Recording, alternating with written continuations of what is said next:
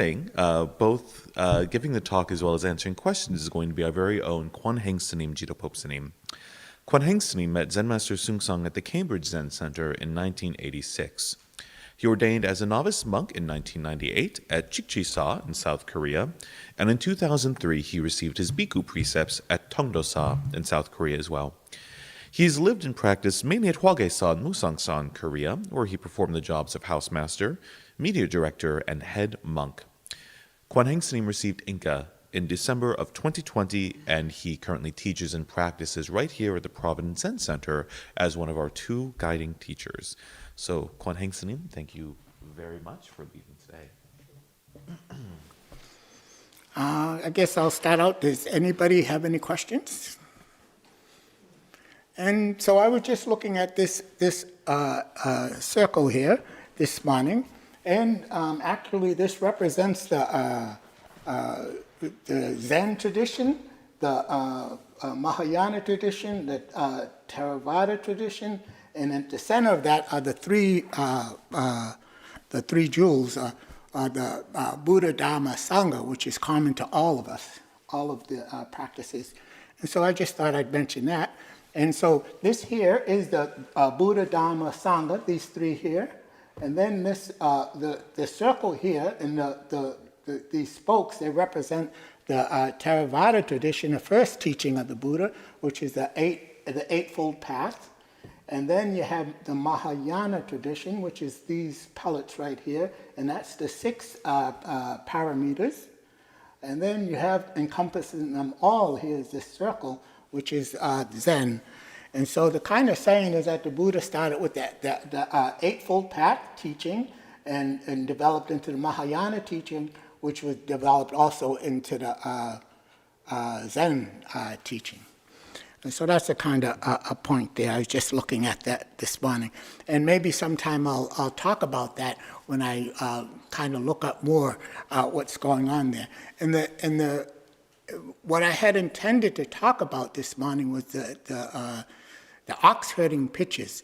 But I see that there's not a lot of the more senior students here, but a lot of beginning people.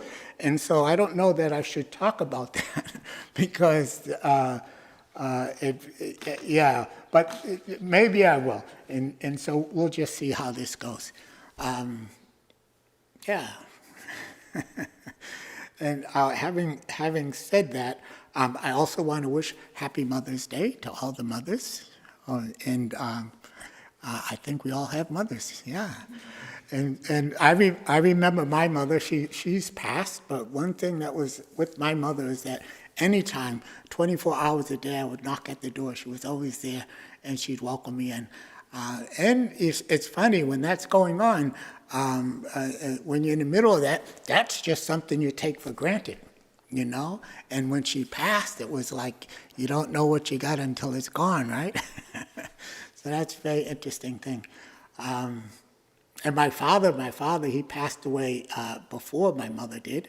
And my mother went maybe about very shortly after he did.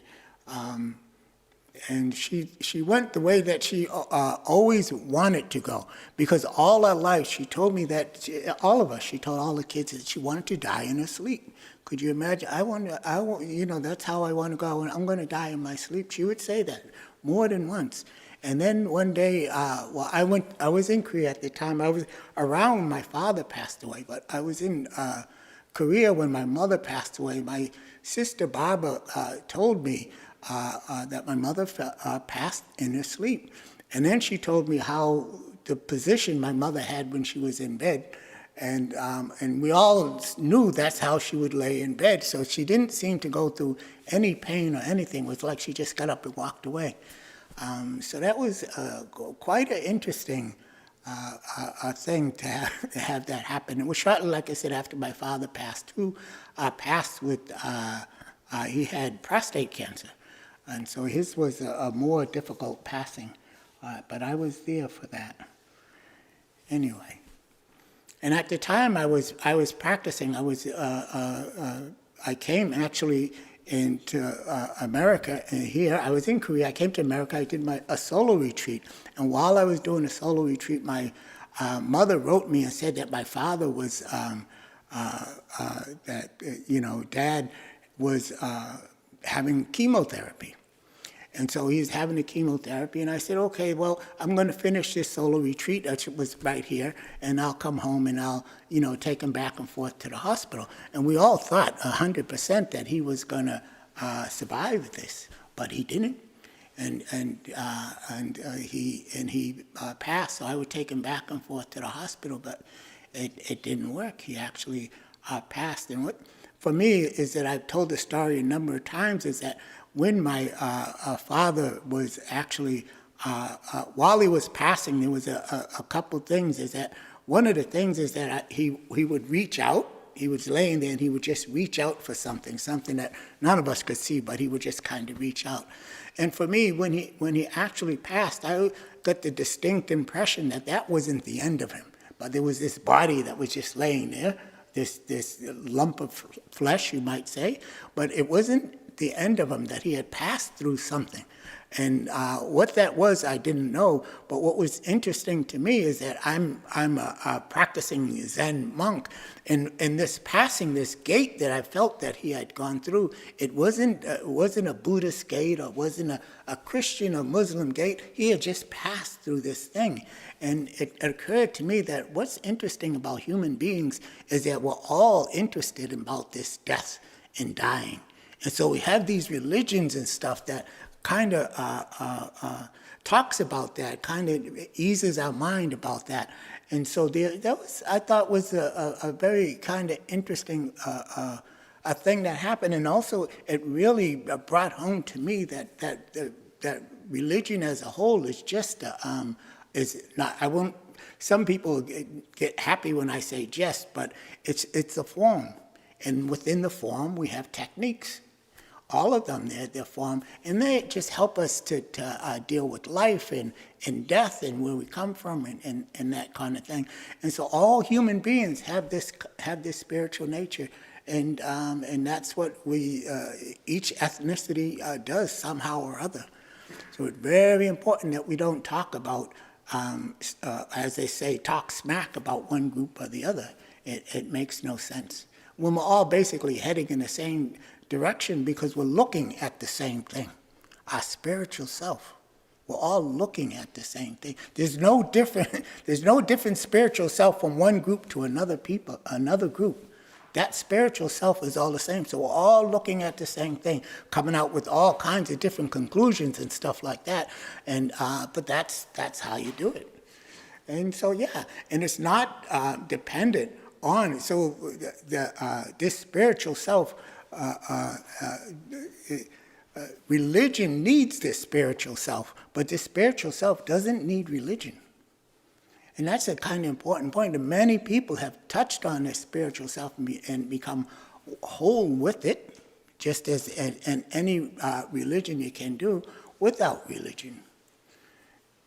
That's a kind of important point. They found that in the war sometimes, and war is just extreme. There are many other times outside of war where people's mind has opened up, all right? But sometimes out there on the battlefield and all that horror, boom, somebody's mind has opened up. And they have had practitioners look at that, talk to that person and kind of see how it was. And what they found is that, yes, this person's mind opened up while he was on all of that horror, and he attained his true self-worth at that point. But then they found what happened is that as life went on, it began to get covered over because he wasn't doing anything to return to that point, to practice, to continue to practice with that. So then maybe I can tell you an old story from memory, see if how good my memory works. And that's one that I like, though. It's called Su Tong Po. Once again, you have no questions? Well, I kind of have a question. Yeah. Because you were talking about, like, when your father died, you still feel some connection with him, something like that? Mm-hmm. I think we talked about that before, but when my best friend died, I was 30. I think I was just in Korea doing a lot of training, and it was interesting because I couldn't feel anything. You couldn't feel? I couldn't feel anything. Like we were the closest, he was the closest person to me that I knew. And the passing to me, I never could figure out. It's just gone. He's erased. So I wonder about that sometimes. I mean, is there a continuation of the self? Oh, so then what we do is we'll just start sitting here talking about beliefs, and I don't really want to. I want to talk more from my experience, and so I kind of told you what my experience was, and you can go through all different people. They have with death, and everybody has somebody die and pass in their life. Each one of us will probably have different experiences. I mean, I remember Zen Master Seung Sahn. She's a hospice nurse, and so many people would. She watched as many people passed away. But so to tell you the truth, I don't have any answer as to why you had that feeling and all this stuff about passing away. All I do know is that for the bottom line, sometimes what we talk about when we talk about religion and practices and stuff like that is suppose we had none of this. No religion or any of those things like that. Then how would we lead our life? Okay, so you can lead a life in a morally acceptable way, a moral way for us. So a lot of atheists are like that. They believe in living a moral and correct life, meaning treat people the way that they treat you, and or love your neighbor and so forth and so on. They don't have that as any kind of formal training, but often they believe in that way. I know I went through a period in my life where I was atheist, and no, I didn't go out and beat up people and do stupid stuff because of that. And that doesn't mean that that's what an atheist does, But the thing about the atheist, a life about the atheist, while I felt that, because I started as a Catholic, and I got disenchanted with that, and so I became an atheist, and I got disenchanted with that. And why did that happen? Because I couldn't see people who were doing really bad things in their life, making a lot of money, selling all kinds of drugs, hurting a lot of people. That means all of these kinds of things, and the state didn't catch them, and the state didn't do anything, or the government didn't catch, because there's a lot of things that whole governments do, and they didn't catch them, or they didn't do anything with them. How that nothing happened to those people? Now, for me, I couldn't deal with that. As an atheist, that made no sense to me. How could this happen? And then they go through life and raise a family, and then they pass away, and nothing happens to them after all of the murder and mayhem that they caused and stuff. It didn't work with me. So that was my how it came across with that. And that was the end of my atheist career. So then I began to think that there was something out there, there's something out there that somehow has to do with our actions and that kind of stuff. So then what happened is that I started to do martial arts, but the bottom line is I wound up with the book of the 3 Pillars of Zen, and I started sitting. And while I was sitting, practicing Rinzai style, very hard practicing and stuff like that. And so the Rinzai style is that you sit there, and even in pain, you just use that pain in your practice, because when you're sitting there and you're in a lot of pain, you can't think about that nice chocolate cake or that nice movie you want to see or anything like that. You're just sitting there in pain. So I'm sitting there in a lot of pain, and then at some point I knew that the alarm to the clock was going to go off in a couple moments. So I decided I was going to stick it out, and just as the clock went off, I had, for me, what I thought was a pretty deep insight, which was, okay, then that I had this big mountain of karma, that I had this big mountain of karma, and that but the thing about this big mountain of karma is I could do something about it. And the other thing, the major point to that was, up until that point, I'd always thought that when I passed away, I was going to go up to heaven and just and basically disrespect the person that was there. And I was just had nothing to do with that person. All the stuff that was going on, and somehow there was some. But when this insight came, it really was clear to me that the reason I was where I was because of me, and I had this mountain of karma that I had to deal with. And so on that note, up until that point, I'd been practicing because it made me feel good, and it helped me with my martial arts that I was doing. And I don't know completely why I was practicing, because I was actually practicing each weekend pretty hard, and I would sometimes chuckle to myself that I'd say, I wonder why you practicing so hard, but I look forward to it and continue to do it. And then I had that moment. And when I had that moment, I went to the bookstore and got the International Buddhist Directory and found this school here. And I've been practicing since. And yeah, so that's kind of how that happened. And we go through that's what they say, there's a kind of a path. So there, in Zen and Buddhism, there's actually no path, but you can show you from one time to the next. So yeah, and that's an interesting thing. One thing that I'll just say about this, the ox herding pitches, is that on the ox herding pitches is the allegory is that you have the ox, right? And the ox is the allegory of your mind. Okay, and so it's the training of this ox, and you go through it step by step. But the interesting thing is that you have the first step all the way to the 10th, so there are 10 steps in it. But it's very interesting that, and you'll find that each one of you, if you look in your life, you'll find that along these steps, that your mind has this and this mind has that experience, but it isn't linear. It doesn't go from step one to the step where you're enlightened. That it doesn't happen that way. And it didn't even happen that way for the Buddha, because in the life of the Buddha, when he was young, he was sitting under the tree, and while he was sitting under the tree, everything became calm, and actually his mind opened up somehow there, and he had a real glimpse of his true self. Okay, and that was when he was a young person. And later on, when he had the drink of the milk under the Bodhi tree, where he was going from an aesthetic to the middle way, that idea of having the middle way being not too extreme and not hedonistic, right? But the middle way, he was influenced by that mind opening when he was a young person.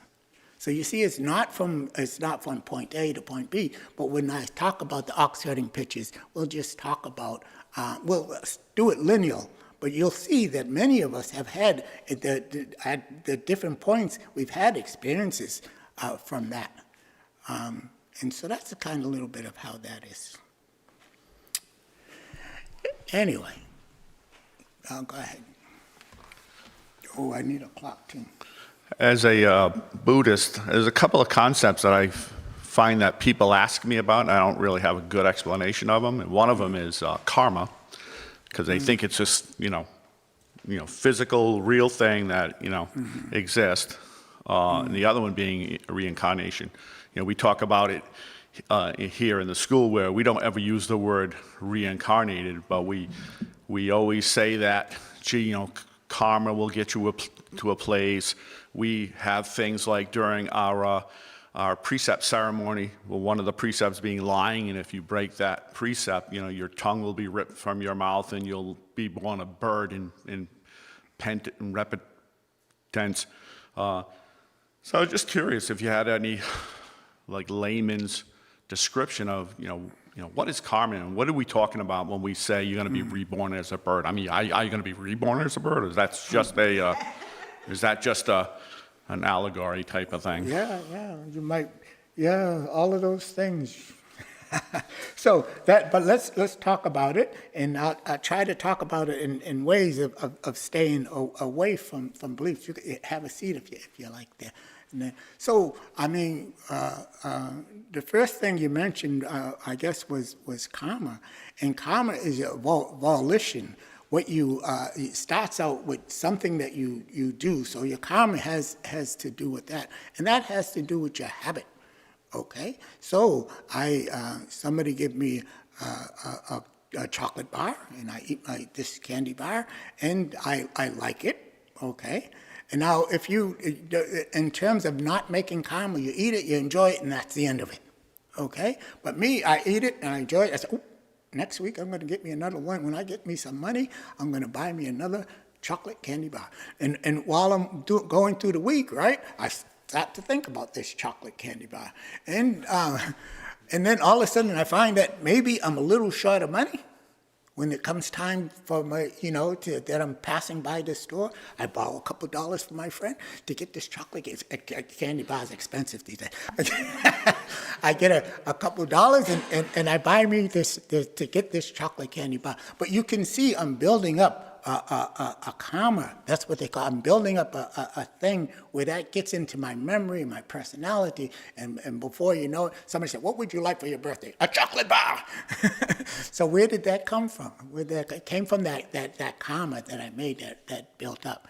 Now there's so then you want to start about kind of like reincarnation, and so this reincarnation comes.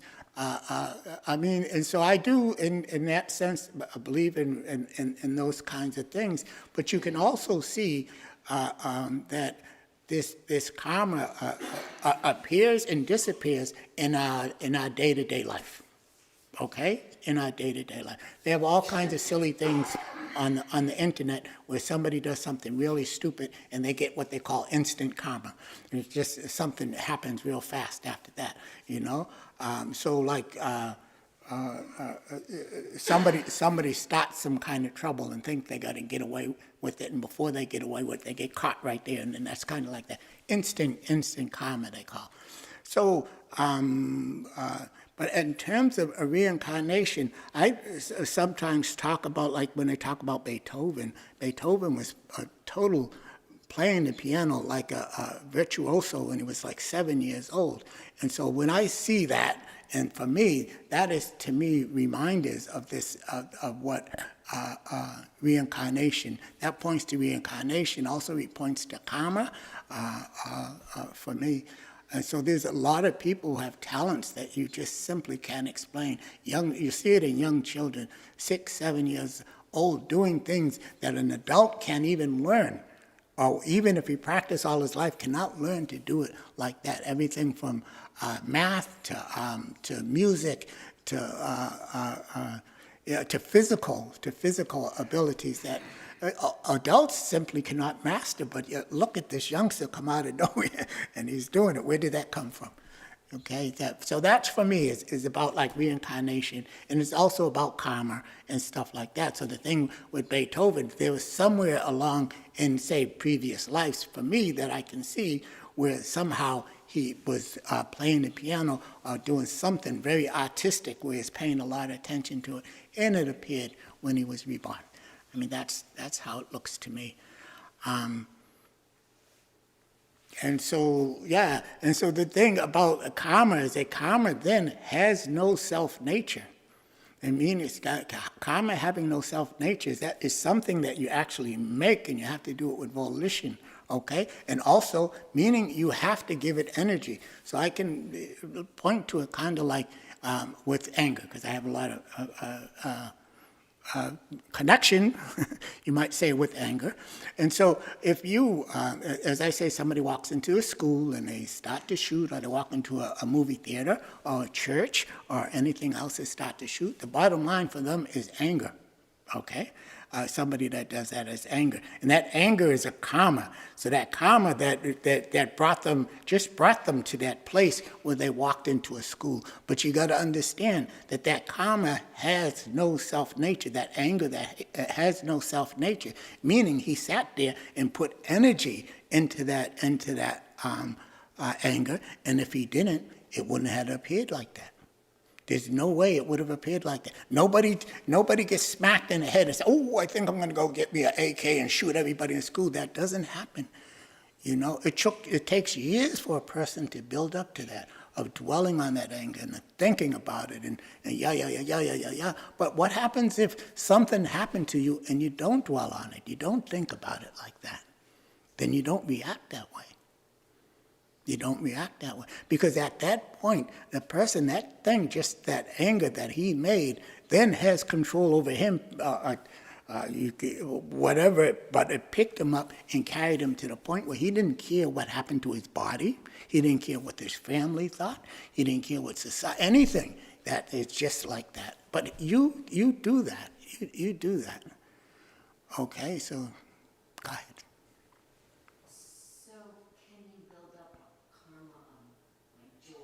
You sure can. Everything. There's nothing you can't build a karma up for. I know you're not supposed to have a goal, but that seems like a pretty good goal to me. So let's a little bit talking about goal is that for me, and yeah, you don't want to say right or wrong, but then what you can say is, am I causing suffering or am I helping? So you can look at it in that way. So if you're a joyous person and you happen to get joy from doing wrong things, I don't know about that. But if you're a joyous person and you're at home and you're helping your family and it all works out like that, then that's to me correct, a correct situation. But make no mistake, joy can get you in trouble too. Being joy and so. That's why they say that when you're sitting, you don't hold on to good things, because we all like to hold on to good things, but we also don't push away bad things, okay? We just let it be, okay? Let it be. And with this clear mind, we make a decision, should I have this way or should I go this way? And you got to understand that things that we think are bad, when you look at things clearly, sometimes you need to do a bad thing in order to make it correct. In order to help, you need to do it that way. So sometimes Zen Master Seung Sahn would say sometimes you use anger. So anger as a rule is not a good thing, but sometimes you need to be angry. When a youngster's getting ready to run out in the street, you gotta be angry. Let him know that's not a good thing to do. But you use your anger in that sense. So all of this is why you can't say right or wrong for any of this, but with a clear mind, you make choices and decisions, okay? You know, you don't go to a funeral and become joyous at the funeral, like that. So all of these things can be used, but all of them you can also get attached to and build a karma and get to the point where it makes life not good for you. The good and the bad. So when we sit, I don't know how folks are telling you that when you're sitting, one of the most important things is how you are keeping your mind. So when we're sitting, we're to breathe in, clear mind, breathe out, don't know. Breathe in, clear mind, breathe out, don't know. And whatever appears in your mind, then you return back to this anchor. Like I always talk about, I like chocolate ice cream, and I can get up from here right now and go get my chocolate ice cream in the fridge and leave you guys right here, tackle you. I'm going to enjoy my chocolate ice cream. But what I can do is I can come back right to what I'm doing, which is breathe in, clear mind, breathe out, don't know, breathe in, clear mind. But then, of course, my mind's going to hop back onto the ice cream again. And I'm going to think about how big the bowl's going to be, how many scoops I'm going to have. And then what I do is I just bring myself back to what I'm doing, which is breathe in, clear mind, breathe out, don't know. And then eventually what will happen is that idea of chocolate ice cream is going to fall away and something else is going to appear. Maybe an argument, maybe a good movie, whatever, maybe some problem, some issue. And then once again, I bring myself back to what I'm doing, which is breathe in, clear mind, breathe out, don't know. Breathe in, clear mind, breathe out, don't know. So then what are we doing here? We're sitting here and we're looking at our mind. We're not touching it. Well, we're trying our best not to hold on to it, and we're trying our best not to push it away. But we just keep on coming back. And in that, your mind becomes clear as you do that more and more. And these things of your mind, this karma that has no self-nature, as you can see that, and you'll see that when you're sitting, begin to have less of a hold on you. That's very clear. It's very clear. Even you go to a psychiatrist's office, they want a psychiatrist, when you're sitting there talking, wants to make sure that you understand that you are not your feelings. Okay, yeah, somehow you got these feelings, but that's not who you are. Okay, so if that's not who you are, then of course a natural question is then who are you? Who are you? And that's kind of like what brings us all here. All of us have this question, what am I? Especially in this day and age with all the murder and mayhem that's going on. So, good question, Gary, thank you.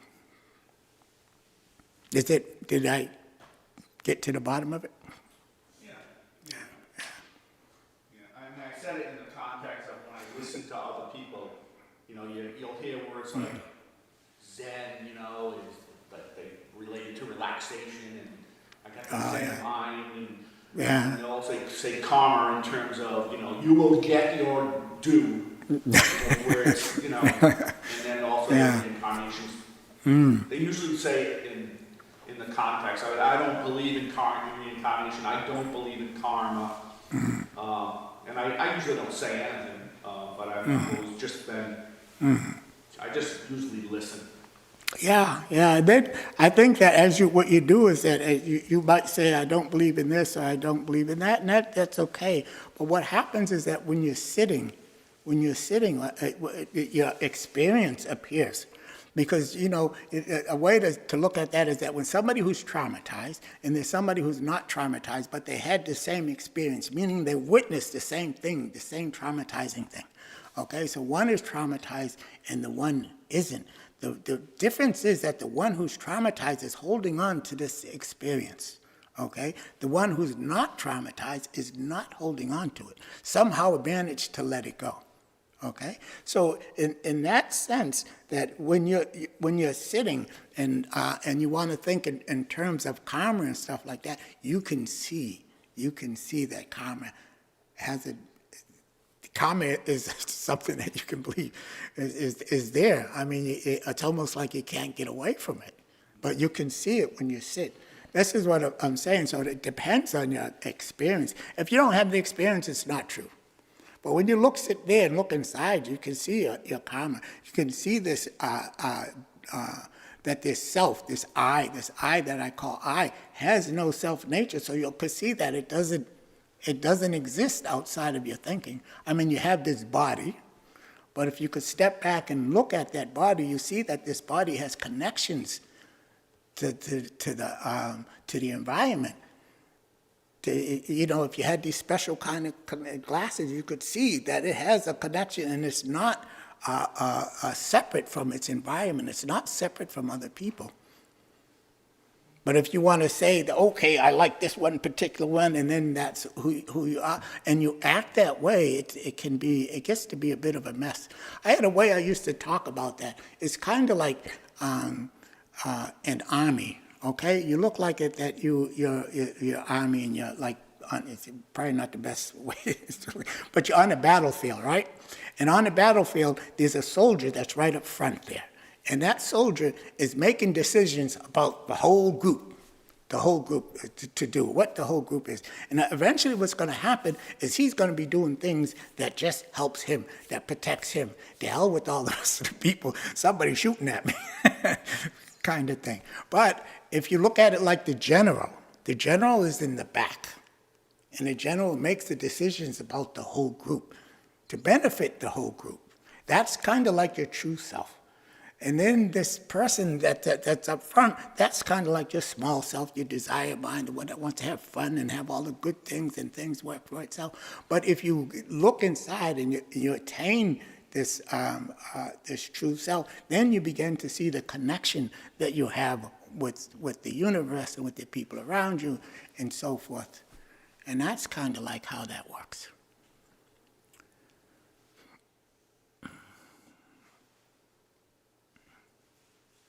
So that story, sorry, that story is going to take more than 8 minutes. I think. So, but, so then maybe, okay, maybe I could try. Maybe it won't take more than 8 minutes. And so, does somebody have some question? So the story is about Su Tang Po. And Su Tang Po was a calligrapher and a essayist, a poet, and stuff like that. He actually lived way back in China, I forget when. And he was quite smart. So years ago in China, what he did is he took the civil service test, and he passed quite, did quite well. And so he read the Confucius books, all the books on Confucian and Buddhism. So he's very, very intelligent, smart person. And so what they did is the king gave him the job of going through different parts of his, I would say, kingdom, but it's not really how you say that, province or something like that. And he would go to different parts of the province and make sure each group of people were following the king's edicts. The king says everybody should be doing this, so he goes around and makes sure everybody's doing that. And while he was doing that, he would go and he would visit the Buddhist temples, and he'd ask the Buddhist monks questions. And so he would go to one temple and he'd say, the Avatamsaka Sutra, which is 1,600 pages long, as I understand, at least 1,600 pages long. He would say, in the 8th chapter, and the last part of that chapter, what kind of teaching is expounded?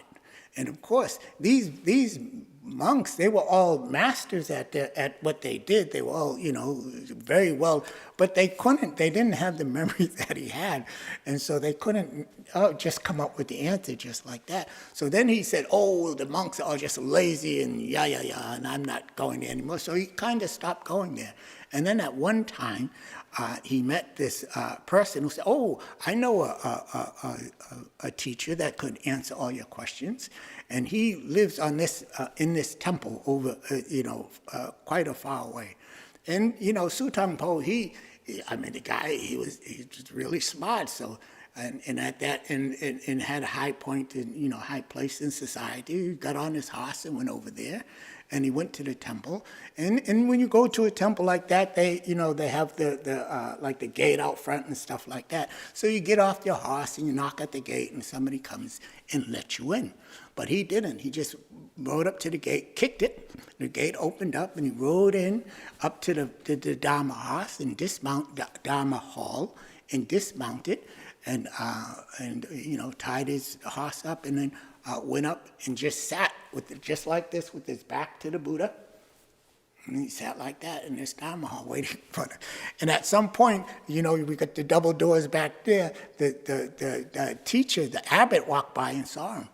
And so he went and said, and of course he was all dressed up really, really nice because he had been on one of his things, this Su Tang Po. And so Su Tang Po said to him, the monk said, what brings such a high official like you to my small temple? And he says, my name is, and what is your name? He said, my name is Cheng. And Cheng, the translation that they gave here means scales.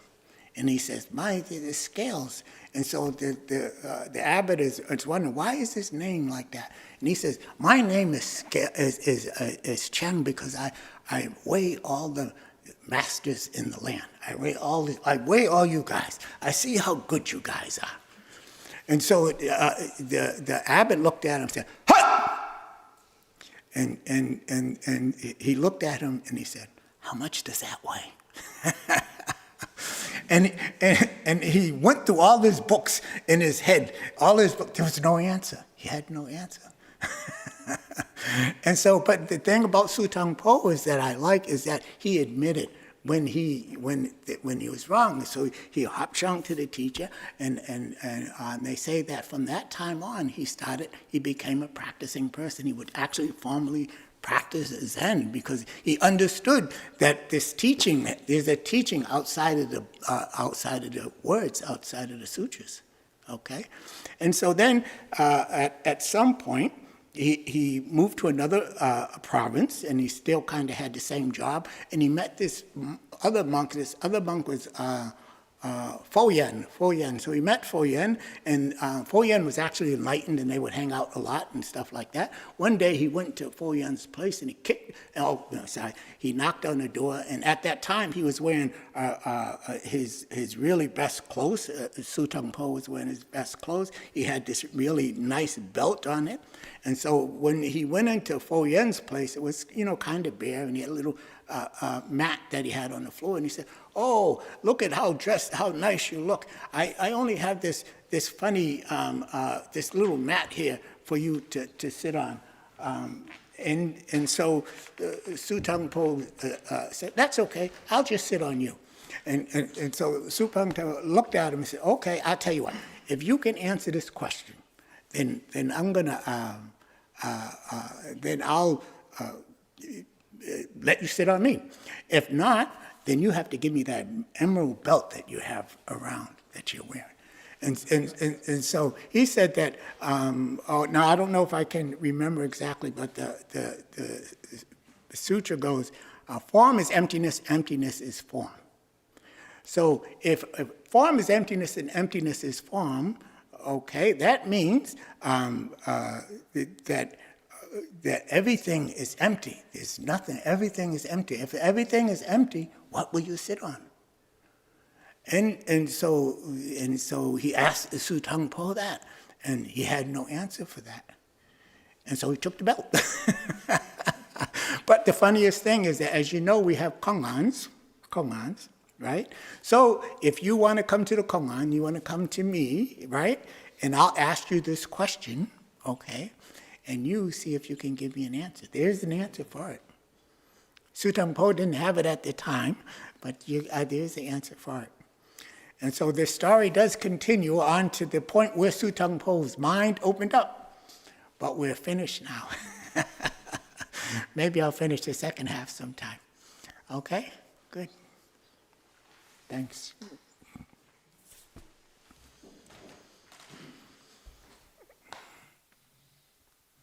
So thank you all again for your attendance today. And once again, happy Mother's Day to all the mothers here and all the mothers in our lives.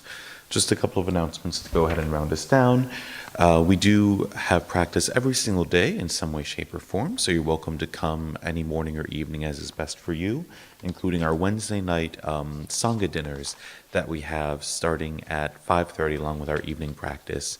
We do Kongans every other Wednesday as well, so if you want to come and try and give an answer to Kwan Haeng Sunim, good luck.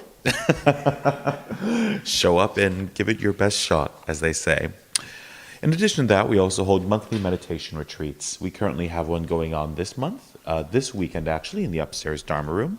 And the next is going to be a Christian Buddhist retreat, which will be Saturday, June 1st, from 9 a.m. to 4 p.m., which you can register for online. Finally, in terms of our other programs, we do offer a Dharma school for children ages 5 through 12. This is every other Sunday, so next Sunday will be our next running of the class. And this runs from, every first and third Sunday. So next Sunday will be the next one. This runs from 9:30 to 11:30 upstairs. You can bring your kids by, introduce them to the Dharma with some fun activities to make new friends, while you get to sit down here in some silence and some quiet. We also offer a refuge recovery meeting for those who are struggling with addiction, or if you know people who are. And this is at 7 p.m. Here on Tuesday nights, led by Dawn Boudreau. Last and not least, practice is always free. Electricity and internet is not. So if you would like to help support us, we first gratefully accept donations online through providencezen.org, or a small box near the entrance if you'd like to leave a cash donation. You are also welcome to volunteer your time as a volunteer, depending on your situation and schedule. We have a small form you can fill out. You can help us clean rooms after long retreats, or maybe donate some cooking time, whatever's best for you. So thank you all so much again for coming, and we'll see you next time.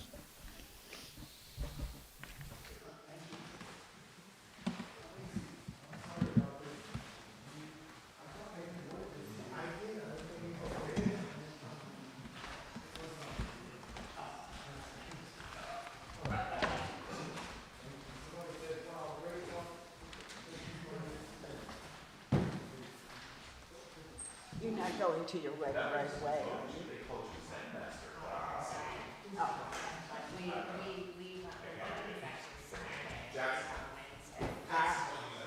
you think this room is?